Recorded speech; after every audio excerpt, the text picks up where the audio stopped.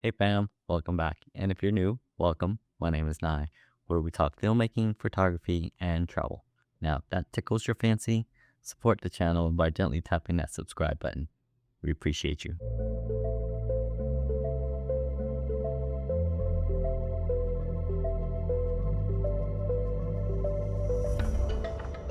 Now, if you're asking why Final Cut, well, for me, one, we had to dig this up the other day. This is our certificate. We've been editing with Final Cut Pro for over a decade, but we finally got certified. And as you can see, we got certified back in December 11th of 2017. And we had to upload this because we put it into a job app that we have a certificate. So they were asking for us to upload it. So we had to dig that up. But one of the big reasons was when I started learning how to edit, the main thing was price. And Apple, if you're a student, it gets even better. It was, I believe I paid like $199, like $200, and it came with Motion, came with Final Cut Pro, and I think it came with like the compressor, and I want to say I got Logic and like GarageBand or something like that. So it just made sense to continue to use it. It's not the only app that I use for video editing, but this is my primary one. All right, fam. So I'm gonna pretend as if I'm just repurchasing this app again. So we're gonna download the app, and it looks like it's gonna take a while. So we're probably gonna fast forward this next part of the video as we wait for Final Cut Pro to get installed. All right, fam. So now that we are done downloading, let's go ahead and hit open. And this has been so long since we've done this, so I'm not sure what to expect. Okay, so the first thing looks like when we open it, it says here what's new in Final Cut Pro. So this is the latest update. This is version 11. So it just gives you a list. Let's go ahead and hit continue. And give me a second here. I'm actually going to bring all this in so that you can, it's inside my screen recording, so we can see everything. So this whole section is considered your workspace. And on this top left section here, this is called your sidecar, which is right in here. And as you can see, you already have something here that says Untitled. And this is what Final Cut Pro calls its library. And then under your library, you have an icon that's a folder. If you expand that, it gives you all of your videos, your audios. These are considered smart collections, and we'll get into that a little bit later on a different video. And then right below that icon with the star in the middle, that is considered your event. And this is just Final Cut Pro's way of organizing everything. So if you going with the theme of the library, I guess the best way to explain events would be if you are inside of a library, there are different genres, sections of books. So you can think of events that way. And inside the library, there's different genres of books. So you can create different events inside of your main library, and you can customize, or you can rename this Untitled. You can even rename the event. Inside each event, you can have multiple projects as well. Although you can create multiple events and multiple projects just to keep like the size of your library under control. The good rule of thumb is for every new video, I would probably create a new library. So moving on to the next item is importing media. There's 3 different ways that you can import your media. You can press this guy here. You can press this down arrow icon here, same exact idea. Or you can go to File, and then go to Import, and then Media. And as you can see on this far right, it is Command I. You'll get the same dialog box that pops up, or dialog window, whatever you want to call this. And then from here, on the left hand side here, depending on where you have your media stored, you can go to, you know, your hard drive or the desktop. And in this case, I already have a couple different folders named 𝗪𝗧𝗏 and 𝗪𝗧𝗏. So I can just go ahead and select both of them. If you had multiple events, you can pick and choose which events you want to put it under. But because we only have one, we'll just leave it at the default. And I won't get into too much of these guys here. I will make that into another video as well, because it is really just a basic Final Cut Pro. We want to be able to get through everything without making a 2 or 3 hour long video, and I don't think you'll stay around for that long. So let's just go ahead and import video. And then from here, as you can see, this is something that just popped up. It has a little key icon, and then it has the folder name, the 𝗪𝗏 and 𝗪𝗧𝗏. And these guys are considered keyword collections. And again, we'll dive a little bit deeper into keyword collections. And then from here, this little film strip guy, if I move to the right, everything gets bigger. Move to the left, everything, you're able to see everything as an icon. And then you can also change the size of that as well, make it as big or small as you want. And there's no wrong or right way, it's just whatever you're comfortable with. We'll talk about customizing your workspace as well in a different video, but we'll just leave it at that. And then from here, moving on. So there's 3 different ways that you can add your media to your timeline. You can select a clip, and then from here you can just drag. Actually, I was gonna say shortcut, but let's drag a video. Well, first off, we need to start a new project. So when you start a new project, you can title this project whatever you want. We're just gonna leave it as Untitled. And now, as I was talking about before, you can pick and choose which events you want to house it under. If you have multiples, you can change it, but we only have one for now because it's a tutorial. Here's your different formats. And for this particular video, the rule of thumb, always importing your media the way you have it recorded. So we're just going to do 4K 23.98 ProRes. Let's just hit OK.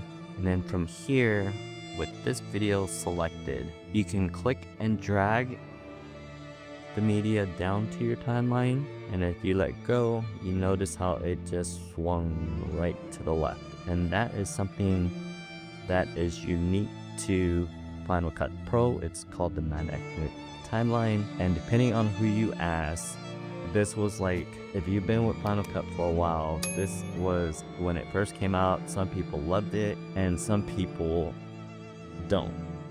To me, I think it's really powerful because it makes sure there's no gap in between your images. But we won't talk too much about the magnetic timeline. We'll make that into another video. So, you know, if you're trying to learn, make sure you subscribe because this is part of a series.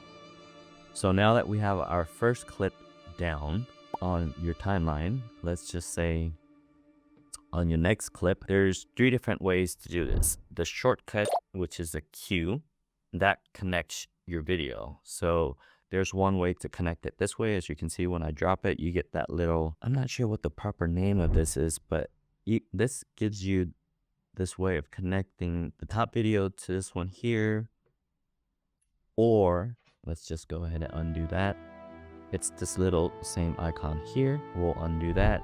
And the same exact thing is your shortcut is Q, and that is to connect a media to the second.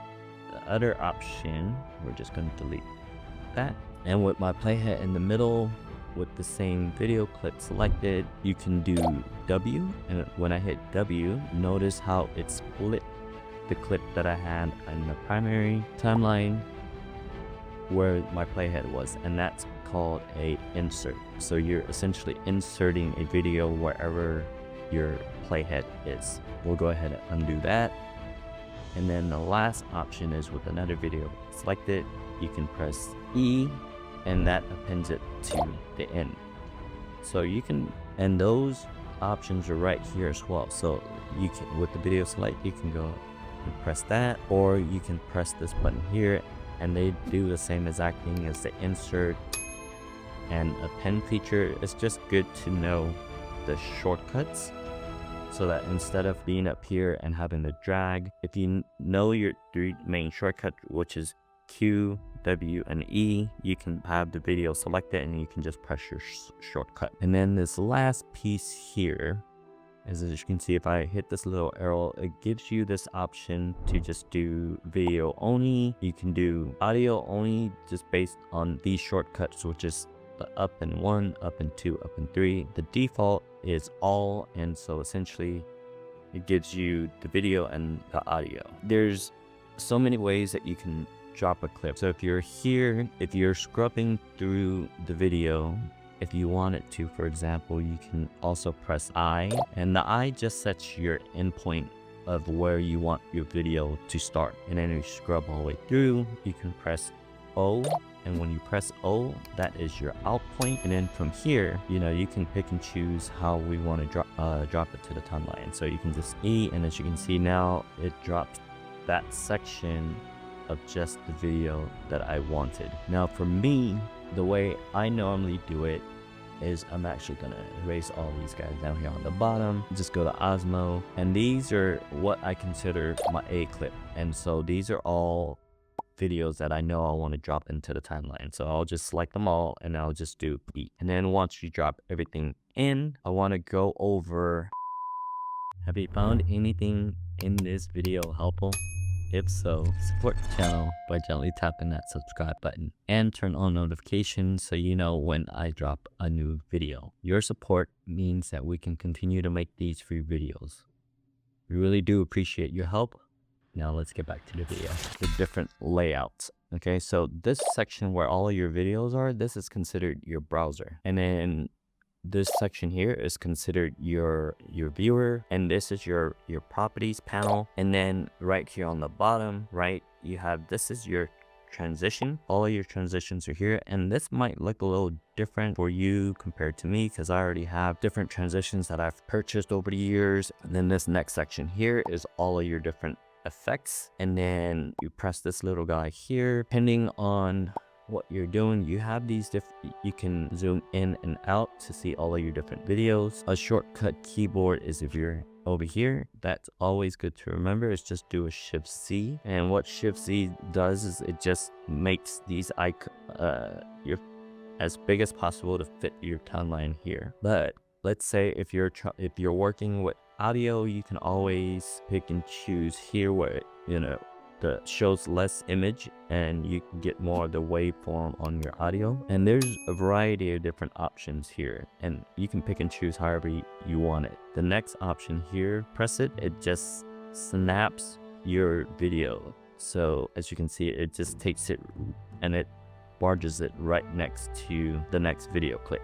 Now if I press it again, notice there's no yellow line, and so it just helps to snap your video to the other one. This is a little bit more freeforming, so depending on your editing style, you can choose to have the snap on or off. This little headphone icon is to solo a certain clip, and so if I have this selected, if you press this, you notice these other video is all grayed out, so now I can just play this particular video. And then the next icon over is your audio skimming, and so essentially what you'll notice is I can do this back and forth. If I turn this off, notice your skimmer is gone. It's just your playhead right here. So I always have my skimmers on. And then this last one here is continuous.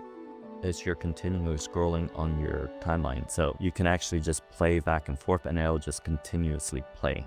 And I don't have that checked. So the way I default have it is snap on, audio and video skimming on, and we'll get into another video. I'll show you some different shortcuts that you can do. Now that we got the basic layout done, let's scoot back to getting your first edit done. So the way I normally work is from here. There's really no wrong way or right way. In your browser, you can skim through your videos, you can add your in and out points, and then after you add all of your in and out, you can select it and then drop it that way. Or you can come in here, just drop everything, and then if you command +, you'll notice all these clips get a little bit bigger. And the first way, the basic way of editing is this trim here. You can trim in and out, and as you can see, once you go all the way to the end of the video, it went from yellow to red. So that just means that there's no more image for you to extend. So you can fine tune this way from the right, the end of the video, or you can go to the left and you can trim that way as well. And you can do that with every clip. The other option editing is using your blade tool. So you can come to this little arrow icon here, click this, you can trim, position, your range tool, your blade. And I use these two quite a lot, the blade and the range. So once you drop it, you can come in here and you can press B. It brings up your blade tool, and as you can see, this whole flat section, that just means that there was a pause in the video. So you can just go here and click, and now when I click on that area, you'll notice there's this kind of like a bunch of different dash lines, and that essentially just means that I've cut this clip here. And if I press A again, if I select that, I can just remove that whole bit. And so I just did. So if you delete it, now it's all gone, and you can undo it that way. The other option, press R, it's your range tool. And this is something I love because you can, instead of bringing up the blade tool and snapping here and then snapping here, all I have to do is go from here and just drag all the way across.